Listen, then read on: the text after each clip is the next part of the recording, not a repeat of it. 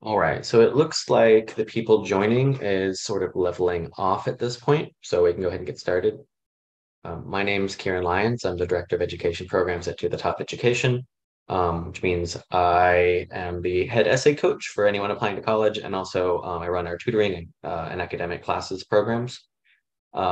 Today we have with us Jim Galpin, who is a financial advisor, who will be talking to us in just a little bit about how to pay for college, how to prepare, and how to pay off anything that you. Well, I don't. He's the expert. I'll let him explain. But this is why I'm not the one doing the presentation today. But before we do that, I wanted to just talk about a few things we have coming up. First of all, we are still accepting clients for our. We have a variety of packages for college advising for anyone who is applying to college this upcoming school year in the fall or in the winter. And in particular, we have Brandon Mack, who is a Master's of Education, a Rice alum, and a former Rice Admissions Director with an emphasis on international students. He is still accepting clients, and our other advisors are as well, as far as I know. If you're interested in that, what you should do is you should go to our website, to thetopeducation.com, show you, and I'll share that in the chat. And you can contact us, or you can also schedule a free 30-minute consultation to talk about your needs and to figure out which of our admissions packages is best for you. We have ones for all budgets and all levels of involvement and for however much help you need. Also, I selfishly want to point out that we have, if you go to classes or to thetopeducation.com/store, you can sign up for our summer college application workshops. These are free to anyone who's already a client of ours. So that would be a great idea to sign up and get up to $1,000, $999 in free services from us. But these are in-person workshops from July 31st to August 5th. They fit together, and ideally, you can sign up for them as a bundle and save $199. One is with me, where you will be starting, or it's ideal for anyone applying to college, and it gets you started and sometimes even all the way through your personal statement, which is the extremely important college application that goes application essay that goes to pretty much every college and is now increasingly important in light of the Supreme Court decisions against Harvard. So I always think it's important. It's becoming increasingly important. I'll help you with that. And we also have another one, which is an introduction to college applications, and especially the Common App application platform, which opens on August 1st.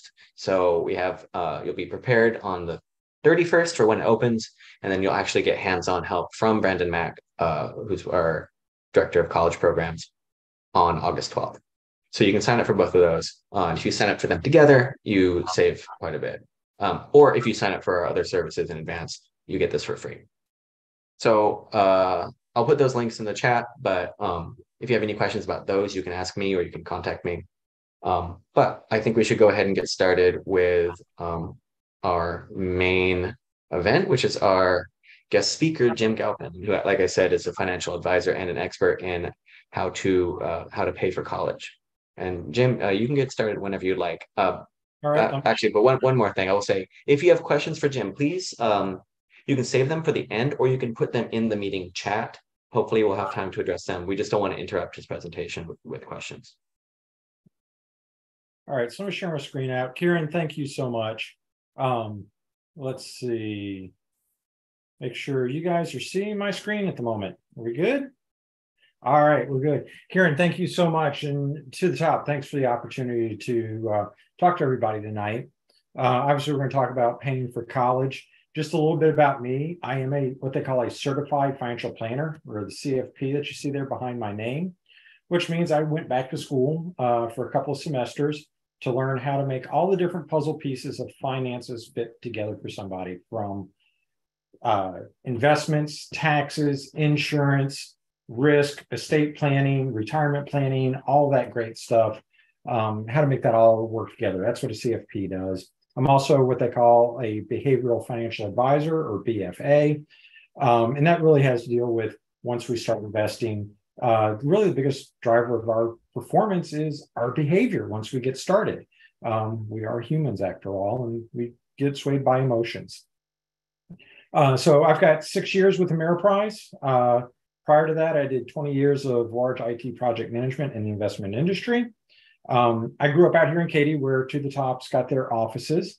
And been out here for a long time. I've got 2 kids, 16 and 14, right now, making their ways through the Katy ISD school district. You'll find them over at Tompkins. And my wife teaches over at Wood Creek Elementary. She teaches first grade. So we're deeply ingrained in the community here, and love doing things to help and support the community. That's kind of what got me into financial advice. But on to college tonight. There's going to be a few things. Let's see. I did not like that. Let's try the other key. Why are we not doing this? Yeah. There we go. Well, my presentation froze. Hold on a second. There we go. So some of the things that we will cover will be saving strategies, college selection, which is To the Top is here to help you with, understanding financial aid, and getting smart on loans and borrowing. And before I jump into these, some things that you'll need to know is FAFSA. I'm going to talk about this, the financial aid application. It's changing this year. It's changing a good bit. In fact, a lot of the changes, we kind of know what they are. We don't fully understand the impacts of them. And so this year, this class graduating in May of 2024 is the first class that's going to graduate underneath this. It's going to be interesting as we figure out some of those impacts. The other thing here is, I know we have a lot that, and particularly in this crowd, that could be non-US citizens. And I get the question a lot out here. Does this apply to non-US citizens? And the answer is maybe. There are certain instances where financial aid and federal aid might be available for people who are not US citizens. Generally, you got to be legally allowed to live, work, and study in the US. Again, your financial aid officers can help you out better with that stuff. So with that, let's go ahead and jump in on this. So funding college at all stages. Well, there's the before stage, where we're trying to, explore our savings and touring campuses, approaching where we're trying to figure out what the tuition and financial aid and grants are. And then during and beyond, minimizing your debt, making sure that you've got a job to cover some of these loans that you may have to take out. Choosing your major is important here. You probably heard in the news, we've got some folks who spent an awful lot of money on majors that just don't really produce great incomes. And that's becoming a problem. And then, of course, paying off student loans. There's a lot of change around this right now. I'm getting a lot of questions on this for folks we haven't had to pay student loans in 40 months now, I think it is. Interest starts in September, or restarts in September. New payments start in October. And I've got some thoughts on that too. So if we're on the younger side of stuff, we've got young kids and we've got time. Well, we're talking about saving up money for college. And that's going to be your 529 accounts. It's a great way to put money away for education, get some tax benefits when you take the money out for qualified education expenses. The education savings account, or ESAs, those are things that can also help. They're popular with folks paying for private schools sometimes. These are really starting to fall out of favor. You don't see those as often. If you're here in the US, your Roth IRA, there are ways to attach to your Roth IRA and use that to fund college. One, you're allowed to take, I think it's $10,000. They change it periodically on what you can take out of your Roth IRA for college expenses with no penalties. But also with a Roth IRA, the money that we put into that is available to us for really just about anything without penalties, as long as we're touching the dollars we put in and not the growth that happens. And then finally, we have what we call Uniform Gift to Minors Act and Uniform Transfer to Minors Act, UGMA. Again, these are accounts that I'm still seeing a few of them. They're not quite as popular. Part of the reason is once you make the gift to that minor and put money in their account, it is theirs. And when they turn 18, we legally have to transfer that account to that minor, or well, no longer a minor, they're 18. And the other thing is those UGMA UTMAs can count against your kids, particularly when we're talking about financial aid, because in the FAFSA, they're going to look at UGMA UTMA assets, and they're going to assume that the kid can contribute about 20% of those assets each year towards college costs. Where if the money's in your account as a parent, they're only going to assume a 5% contribution thereabouts. So those are some of the different types of accounts as we're starting to save. And I'm moving quickly over this because I think most of us are pretty far along the path here. We're probably talking, we're probably finishing junior high or later at this point, in which case the 529 can help you out a little bit, or the Roth could be a good vehicle as well. Grandparents can help. You can pay tuition. Grandparent can pay tuition directly. There's no gift taxes involved in that, and it could potentially though reduce your financial aid package. So you want to be careful about grandparents doing that. Just paying the tuition directly to the school. You want to talk to your financial aid officer carefully because you don't want them to know exactly how much is out there on that, but that could potentially hurt them. Outright cash gifts. If we gift enough, there are tax implications and IRS limits. Right now it's about $15,000 a year in gifts before you got to report it. Financial aid eligibility could become an issue, especially if you're talking about large gifts. Another way to do it is grandparents could gift to the parent, and the parent could then use those funds to help pay for college. The other way to do it is wait until after college, help pay off those loans instead of doing it now, so that we can try and work the financial aid end of the bargain for your students. And then finally, grandparents can also open a 529 for their grandkids. What's really cool about this is if a parent owns the 529 and names the kid as a beneficiary, that's a reportable asset in the FAFSA. But if the grandparent owns the 529, it doesn't get reported in that FAFSA. And so it's a way for you to build assets. One of the things we're doing with my family is my mother-in-law has the 529 for my boy. We can make contributions to that 529 so that we can build it up. And when it comes time to do federal aid packages, it's not going to be a reportable asset. Now, when we take money out of that 529 and it goes to the kid, it is going to show up in their FAFSA eventually, but that first year we'll definitely be able to keep it out. And then from then on, it's only whatever cash we distribute out of it. So that's another good way that grandparents can help in structuring your finances for college. When we start talking about colleges, well, I would assume most of you guys are working with To the Top, and some of y'all on the call might be considering it. Consider it very hard. Comparison shopping is not easy. It's a matter of finding the school that's got the right fit for your child. It's a matter of finding the right majors. You want to make sure that they've got a good graduation rate. What's the point of going to college if nobody's graduating from it, or if it's very low graduation rate? That doesn't help you. Housing could be another issue in that. Depending on where it is, housing could be quite expensive. And then you also want to know, hey, if we invest in college, are we going to have a job at the end of this? You want to know what the college's job placement rates are. And there are resources out there for that. So there's a college cost center. And if you want, I'll kind of pause here for a second. If y'all want to grab a screenshot of the screen so that you can get these URLs, you may want to do that. These are places that you can check into things to see how some of these colleges stack up on different things. The one that I like is the net price calculator. And the reason is, from a financial planning aspect, net price calculator helps us determine what we're actually going to spend in college and what things we can use the 529 for and write off, on the tax front, or you make qualified expenses for.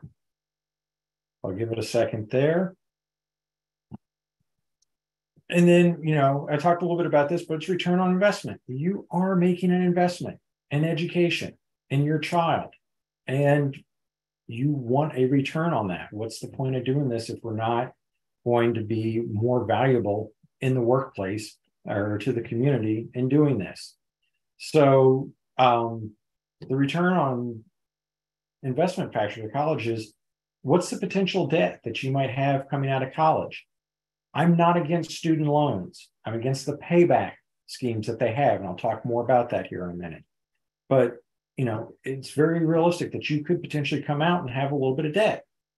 It's okay. It's the only time that you can get a loan without proving to the banks that you don't need the loan to get it. They're willing to invest in your future as opposed to having assets to actually prove, make sure that you can pay them back. You want to know the net price you're going to pay. All in, what is it? Tuition, books, housing, room, board, whatever it is, you want to know about that. You want to know how long it takes to graduate. I know a lot of folks think, at least when I went through school, 4 years was the thought process. And, Kieran may have something to say after this, but I'm finding that it's not 4 years anymore. It might be 4 years and a bunch of summers. It might be 5 years. Me personally, it took me 4.5 years. I graduated in December of my class year. So look at that real hard. And especially if you're going after your child's going after like a CPA. Most of those programs now are 5-year programs because you have to have a master's in order to get your CPA. And they do a combined program. What's your earning potential? Again, I kind of mentioned earlier, there's some majors out there that we can get. They're really interesting. They don't have great earning potential. And if we're paying for a top tier school and we're paying top dollar to go there, we're probably not going to get our money back out of that. And then there's missed income opportunities because you could be, your child could be working right now as opposed to going to college, and all that stuff comes into play. If you've got a child that's got just tremendous earning opportunity right now, well, maybe that's the route for them. Here on the right, you can see what were the 10 best paying college majors. And this came from a study back in 2022, last year. I don't think it's any surprise what's up here. Computer engineering, chemical engineering, aerospace, engineering, computer science, almost engineering, industrial engineering, mechanical engineering, miscellaneous engineering, civil engineering, general engineering. Those are fields that pay well. Things to look at if they're, something your child is interested in. Now let's talk a little bit about the financial aid that's available to you. Grants. I love grants. Grants are free money. This is money that your child is given. It does not have to be paid back. It is truly free money. So if you can qualify for grants or apply for grants, you should do it. Some of these are federal grants. The only way you're going to get them is to fill out what we call the FAFSA, or the financial aid, federal financial aid application. Next in line would be work study. I was actually had work study for a little while I was in college. Many colleges will have jobs on campus or in support functions right around campus, and they will give your child a job. They will work a couple hours every week and get paid for that while they also go to school. It's another way to help out. I worked in the chemistry supply lab. Wasn't a very onerous job. Worked there, I think, 12 hours a week. And I got to study while I worked most of the time. It wasn't a bad deal. Then finally, we were talking about loans. Loans obviously this is money you're going to take out, and you are going to be paying back at some point in the future. There are different types of loans. We'll get into those. Oh yeah, scholarships. I put scholarships kind of up in the grants category. A little bit different in that they're not coming from the federal government, but scholarships are also free money. There's a lot of scholarships that go unclaimed. There's a lot of little community organizations, particularly out here in Katy, Rotary Club, churches, professional organizations, usually all put together some type of scholarship. It might only be $500 or $1,000, but if you can get it, it's better in your pocket and going towards your college costs than somebody else's. So don't overlook those. Companies you work for may offer scholarships. Look for those and apply often and frequently on those. Eligibility criteria, some of it's financial need. U.S. citizens are eligible non-citizens. Again, talk with your financial aid officers on those because the eligible non-citizen gets a little sticky. Generally, you got to be a high school grad or GED holder, and you've got to be in an eligible degree certification program, usually a valid Social Security number if you're getting into the grants, work study loans on that front. Next one is people want to know, how much federal aid can I get? Well, it depends. And there's a lot of things that it depends on. But what we're going to talk about is, you've probably heard to the top talk about expected family contribution.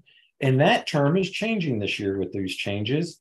And I was looking to see if I had it quickly in my notes. Yeah, it's going to the Student Aid Index. They felt like Student Aid Index just sounded nicer than expected family contribution.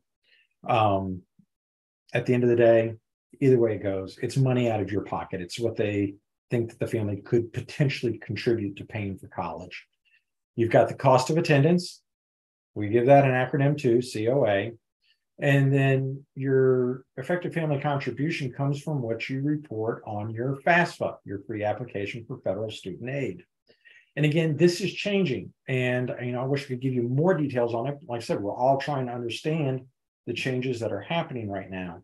The thing to take away is it looked a lot at income in the past. They're starting to look a little bit less at income and more at assets that you have. So it's not a strict income based calculation anymore. They're looking at other assets that you might be able to contribute to that. Your cost of attendance is tuitions, fees, room, board, transportation, etc. Here we mentioned FAFSA Forecaster. To the top might have one that they like to use. There are many of them out there. Here's the key to take away. Your cost of attendance minus your expected family contribution is your financial need. That's the gap. What's it cost to go to college? What do we think you can pay to go to college? What's the difference? Financial need is your gap. So I get this a lot. People say, well, I make too much money. There's no point in me even filing the FAFSA. No, that's not true. There are cases where there have been people with significant income or assets that have gotten financial aid. And it comes down to some of the cost of attendance. So here, what we're looking at is saying, hey, we had a family and their expected family contribution to college was $24,000 a year. We looked at a private college. We looked at a state university. The private college costs $52,000 a year to attend. The state university costs $14,000 a year to attend. Remember, I said that it's cost of attendance minus your effective family contribution is your financial need. Well, in this case, your contribution at the state school is bigger than the cost of attendance. So they're expecting that, hey, you really don't need any aid or help. You don't have a financial gap. But at the private college, there is a gap. That gap is 52 minus 24 gives us about $28,000 a year. So this is where your loan officers, not your loan officers, but your financial aid officers at the colleges, this is where they start going to work. This is when they start putting together their letters of acceptance and their award letters. They will look at these numbers and see if there's ways that they can help reduce these numbers, particularly if they think your student is a great fit for their college. So you can see that, it doesn't have anything. Effective family contribution is important, but that cost of attendance is also very important in determining what you might potentially need. So apply for aid for FAFSA. Here in Texas, it's now required, they say, that you have to fill out the FAFSA to graduate from high school. I know there are some folks who would rather not do it. I've seen some kickback. My stance is just do it. You're going to log in and fill out your portion. Your child's going to log in and fill out a portion. They're going to pull from your taxes. And it's the first step to getting any type of federal aid. If you want any type of federal aid, got to have the FAFSA. There are different deadlines for different programs. We solve that very simply. This form comes out and is available in October. First come, first serve. So when it comes out, the day it comes out, we need to be planning to log in and start filling it out and getting it submitted. That way we don't have to worry about deadlines. Because like I said, first come, first serve on aid. If you wait till the last minute to fill this out and your school has run out of federally allocated funds, then there's no funds to give you, no matter how big your need is. This is another problem that I've seen. The FAFSA has to be filled out every year. Just once you get into the routine of it, mark October every year that you go in and you fill out this FAFSA, because if you don't fill it out, you will lose your aid. It's all online now. There's a way to get a paper form if you absolutely need it. The data is being pre-populated from the IRS, from your tax returns. Important thing here, the data that they look at for figuring out financial aid is looking at your assets income from January 1 of your child's sophomore year to December 31 of your child's junior year. It looks back 2 years.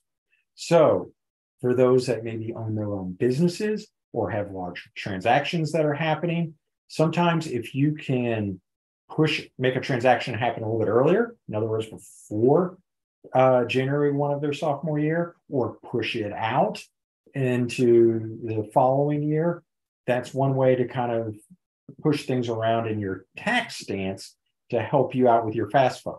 Will it eventually catch up with you? Yes, but that first year in your federal aid calculation is crucial, because that pretty well sets what you can get. And then from then on out, it's a fight to change it if your situation changes. That being said, also scholarships. If you're getting a one-time scholarship, we've had students on some scholarship committees I've served on ask to push their scholarship out 1 year because they have to report it in their financial aid packets. Well, if we push it out to their sophomore year of college, it doesn't go into the financial aid packet their freshman year. Their aid is larger, and then they get the money their sophomore year. So that's another trick that sometimes works. Sometimes you can't do it. The groups given scholarships don't have the facilities to do that. But that's another trick that you can use to help push your aid package a little bit. And then once you file, you'll receive your effective family contribution, which your college will use to determine how much aid you can get. These can be challenged, but you have to do it directly with the school that you are going to be going to on that front. And I'm checking on time here, make sure I'm moving good. Yeah, we make too much money. I talked about that myth. The fact, yep, there is no income cutoff to qualify for federal student aid. That is true. Another myth, only students with good grades get financial aid. No, not entirely true. I know we all push to be at the top, and it certainly helps, but federal student aid will help a student with a quote unquote average academic record. State, school, and private scholarship money, it depends on the program. Some states do offer aid. Texas has a program that you can go through. It's on the Texas State Comptroller website. You can look up some different stuff there on colleges, and I'll talk about some of the different aid that the state of Texas can offer. Your financial aid offices at the schools.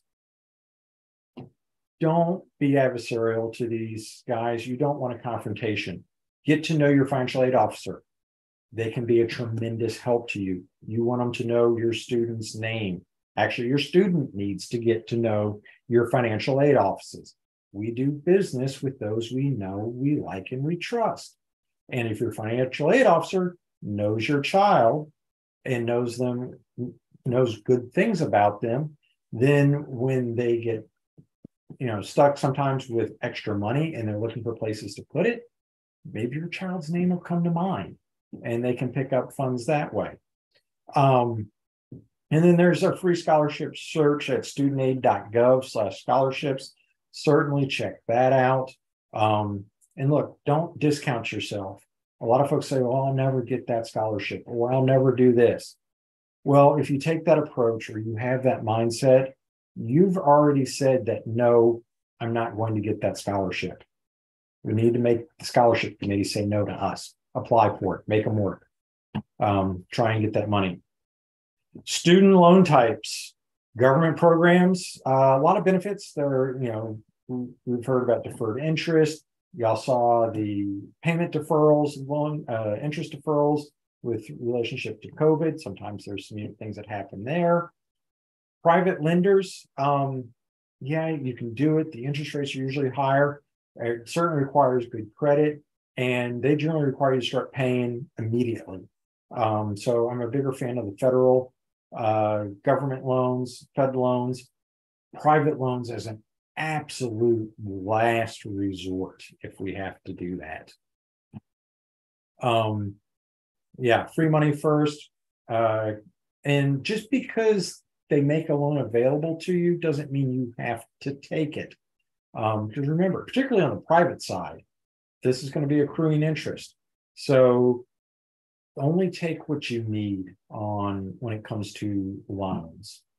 There are several types of loans. So the federal Stafford direct loan undergraduates, these are subsidized. Usually you need financial need. There can be unsubsidized where a student doesn't have need. These loans are taken out by the student. These interest rates are changing, so please don't get too held up on those. And yeah, these are a good idea if you need to take loans. The federal Stafford direct loan and graduate professional, generally unsubsidized. They're not necessarily need-based. But these are also good. These go against the student. So what that means is the student is ultimately responsible for paying them back. If you as mom or dad or grandma or grandpa want to help them pay them back later, that's great. You can give them money to do that. The federal direct plus loans, these can go against the parent. The trick here is we're trying to pay for college, and you're also reaching an age where you're starting to think real hard about retirement. And you don't want to destroy your retirement taking out loans that will be held against you. Student loans, any one of these three, the undergraduate, the graduate federal, or the direct plus. If something happens bad in your financial situation, you file for bankruptcy, these do not go away. They follow you for life. And the U.S. government will garner your Social Security payments if you do not keep these loans in good standing. So again, I'm in favor of the loans, particularly these top two. The rates are usually pretty low. They generally don't have to pay while you're in school. Interest may or may not accrue while they're in school. And then about 6 months after they finish school, you have to start paying on these. And there's different payback schemes for these. We've got a new income-based payment scheme coming out called SAVE that was just passed recently. The jury's still out on this one. We're waiting to see how that works. Basically, I'm in favor of when you go to pay your student loans, you need to pay them off. These income-based payment programs can get people in trouble. These are what generated these stories you hear where people say, I took out so much in student loans, I've paid on for 10 years and I owe as much, if not more, than what I actually took out. So be careful of the repayment schemes and make sure we understand how the math works on those. When you graduate, come see me. I'll be happy to help you out, figure that out. Yes, must repay their loans. And have talked about the income-based, graduated repayment plans, deferment, forbearance, loan forgiveness, consolidation. We need to be careful about those. Forgiveness, we need to be careful about. With the exception of public education, when a loan is forgiven, treat it as ordinary income. Yes. Nope. So we have to be careful because ordinary income means that loan forgiveness gets taxed. Loan repayment examples in terms of how we can pay it off faster. Look, I'm going to touch this at a high level. Obviously, the more you pay each month, the faster the loan's going to be paid off, the less interest you're going to pay. So we can talk about consolidating loans. Again, once you graduate, this is a good time to talk with a financial advisor to see if it makes sense, because consolidating loans could potentially lower your interest rate. It could also take away some of the protections you get from federal loans and benefits you get from them. Borrow smart, interest and capitalization. Like I said, the income-based payment schemes are changing. Hopefully this goes away, but the way people get in trouble is their payments are so low, it doesn't cover the interest that accrues each month. And so that adds to the basis of the loan. Make payments while you're in school if you can. Auto pay is usually a pretty good deal for that. Make sure you don't miss them. If you can pay more than your scheduled payment, do it. Know your options. Get with a financial advisor is my deal there. Manage your debt. Take advantage of tax benefits because you can deduct some of, if not all of the interest you pay on student loans. And really, this actually, getting a little worried about time there. This really kind of takes us to the end here. So what we've talked about is at the beginning, I talked a little bit about some strategies to fund college, different account types that we can use, and some of the tax benefits around those.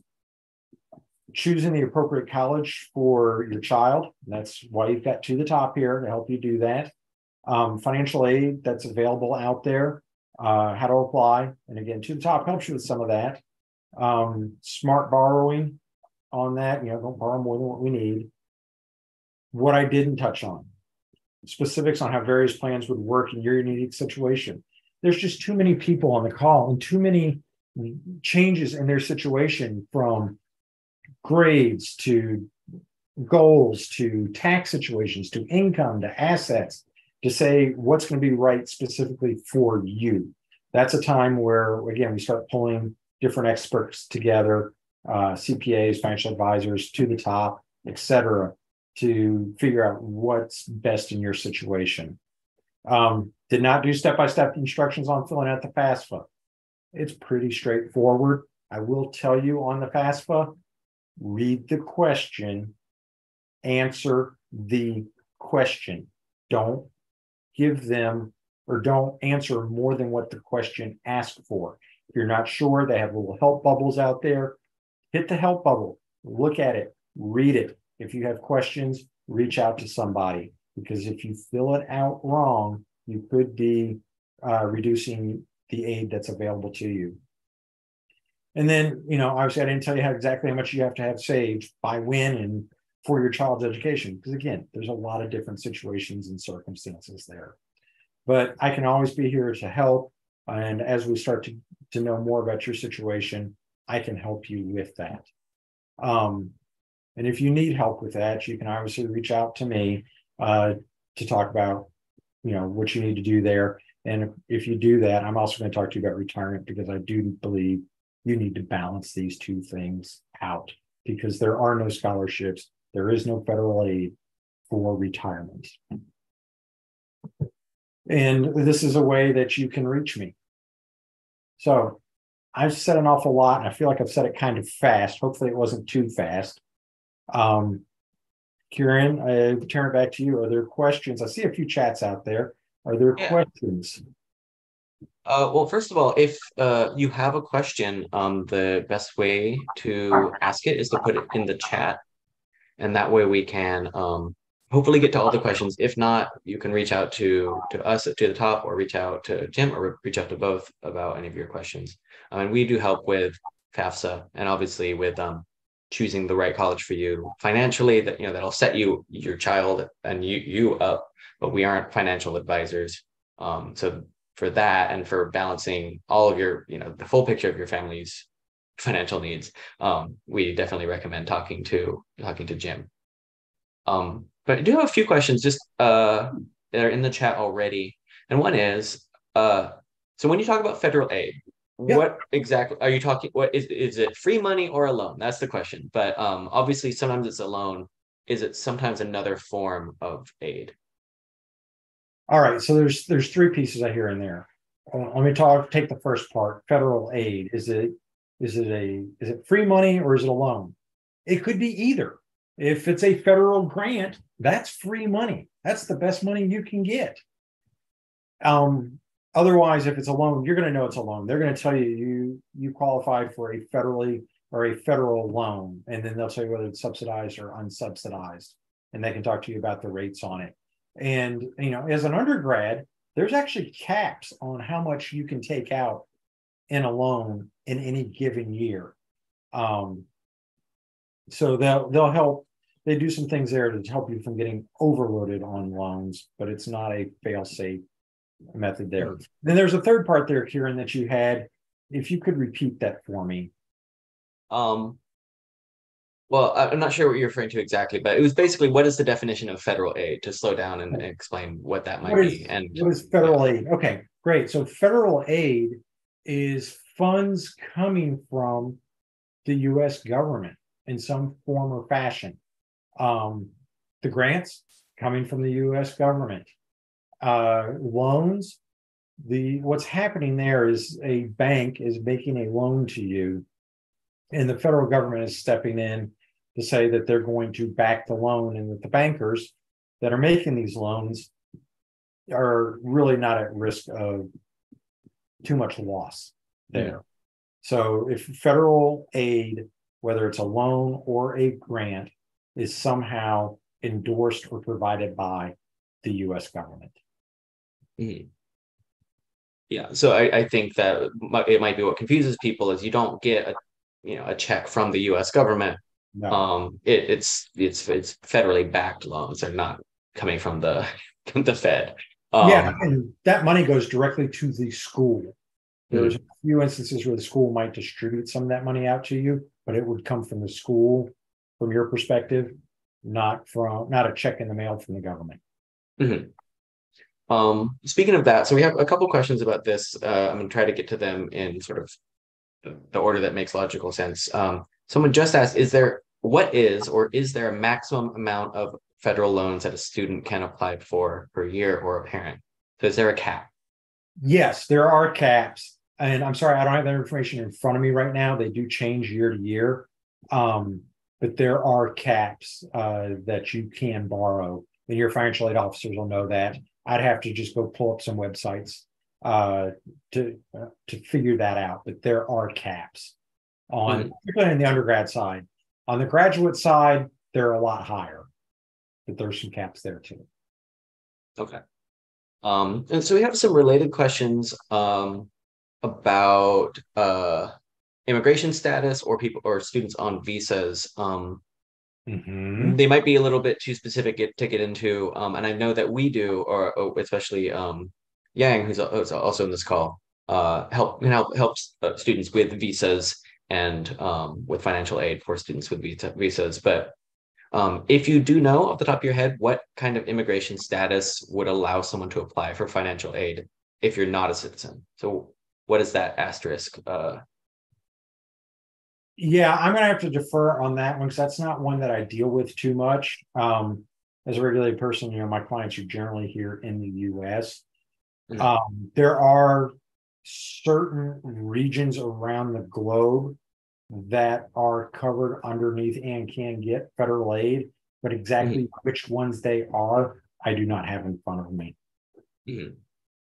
Okay, yeah, and yeah, that's yeah, so that can get really detailed and can get really specific, but both we can help as well with that. Question, does a student have to apply for various scholarships by themselves, or will the university do it for them? Or I guess the more general question is, who applies for scholarships for a student going to college? Well, one, I have some strong beliefs myself. your student, your child, is going into the world to be a professional and to stand up and say that they can do things and deliver on those. So, yes, they should be able to apply for scholarships on their own. And there are a lot of scholarships that they will have to apply for on their own. I talked like some of the community scholarships, some of the scholarships that a parent's office may offer, other fraternal type scholarships. Yeah, your student's going to have to apply for those on their own. Some of the different schools, the booster clubs usually put together scholarships, a sports booster or a band booster or something like that will a lot of times put together scholarships, and you have to apply on your own. Where we get sticky is sometimes the schools have various merit aid available. And quite frankly, merit aid, people think, oh my gosh, you got to have good grades. It's because it's merit based. Yeah, it's what the financial aid officer wants to use it for sometimes. Other times it is specific criteria. Sometimes the schools will tell you, hey, you qualify for this, that, or the other and award it to you. But if you don't ask and you don't apply, you're not getting it. So you need to work with your financial aid officers on that. I'll tell you, when I got my MBA at U of H, I was surprised because my stuff did go through the financial aid office. I was not taking out any loans or anything like that, but I did file my FAFSA. And the financial aid office called me and said, hey, Jim, there happens to be a scholarship out here. It's unclaimed. You would qualify for it. Could you use $2,000 a semester? You bet. So I won't say that this colleges will not apply for you, but you really need to take that ownership yourself. Mm-hmm. I agree. We are here to help because often those external scholarships have written materials. You have to write an essay. They want to know who they're giving the money to. Not in every case, but often. But you're right that they often go unclaimed. My family has a memorial scholarship for a family member, and we routinely get 2-3 applicants for I think it's $1,000. And of them, some of them are, one highly qualified applicant who spent an afternoon writing the essay, it would have blown them out of the water and would have gotten that money just, at the drop of a hat. And yeah, but we can also help with putting together those materials and, of course, writing the application essays. And sometimes, although it's not the university doing it for you, sometimes universities will have internal scholarships, such as University of Texas. I think it's the 50 acres. And you can apply while you are applying to the college. So as part of your application. But you still have to do it yourself. And for a variety of reasons, you should do it yourself, even if there are other options. Yeah, and I'll say that on the FAFSA, you should be filling out that FAFSA every year, because some of these scholarships actually look to see that you filled out your FAFSA, and if you didn't fill out the FAFSA, you're not eligible. Yeah, and like you said, give them, make them reject you, right? You go for it, and don't give them an easy reason to reject you or make it impossible for them to accept you. Right.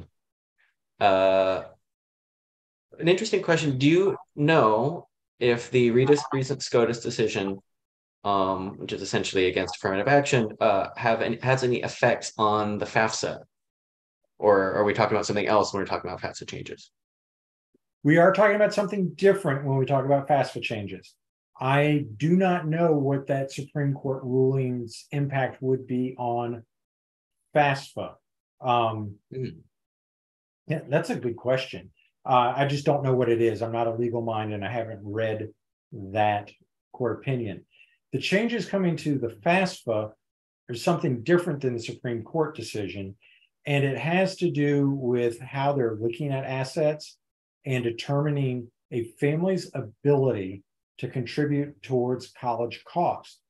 For instance, one of the big changes in there that is harmful to families is under the old rules, you could, if you had more than one child in college at the same time, they would take your effective family contribution and split it between the number of kids. So if you had 2 kids, they'd just split it in half and that was what you're able to contribute, and it could boost financial aid need and or financial aid from various institutions.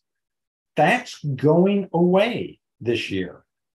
Now, the problem is with that is your effective family contribution is your effective family contribution. You don't have two of those. So this is a problem that we know about. This is a problem that the schools and the financial aid officers know about. And this is also why I'm recommending get to know your financial aid officer, be nice to them, get to know them, because these are situations that can be brought up that the financial aid officers know that they're going to have to find some way to accommodate, because change just isn't entirely sustainable or realistic in its implementation. Yeah, thanks for that. That's a thoughtful answer. And as with a lot of the stuff, we just don't know exactly what's going to happen. A question that my colleague Yang already answered in the comments, but worth bringing up is when you're talking about assets, you're talking about all of your assets globally, not just the assets you already have in the U.S. If you're applying as an international student, or either way, they consider all of your assets. That's another good question. U.S. assets, they're going to find them quick, because generally there's going to be an IRS record. It's going to show up in your taxes somewhere, or there's going to be bank statements. Global assets, I don't know so much about. I'd be curious as to what did Yang say there. He said that they count the global assets. Of course, if you want to be shady, yeah. But it's the global assets. It's the actual assets you have, regardless of where they are. That's another thing that's changing this year too, and it hits me. I'm a business owner. I own my practice, and my practice has a value. Guess what? That value now gets included as an asset, whereas last year it would not have. Yeah, that's true. We use, FAFSA used to not consider any farm or small business that has like under 100 people. But I think in 2024, they changed basically the guidelines. Any business, if you are having positive numbers, then you will have a negative impact on your FAFSA. So that's going to be moving forward, looking like this.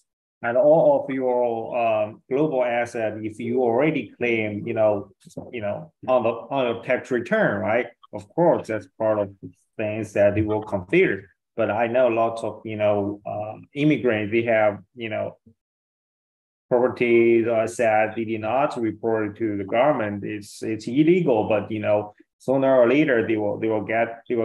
If you don't want to bite, get beaten on those things, just be honest and straightforward. Yeah. Right. Big on be honest there. You do not want to have a problem on a federal document. Exactly. That's everything is like a record. Yeah. Right. Especially as an immigrant. Yeah, especially when you're in that precarious position.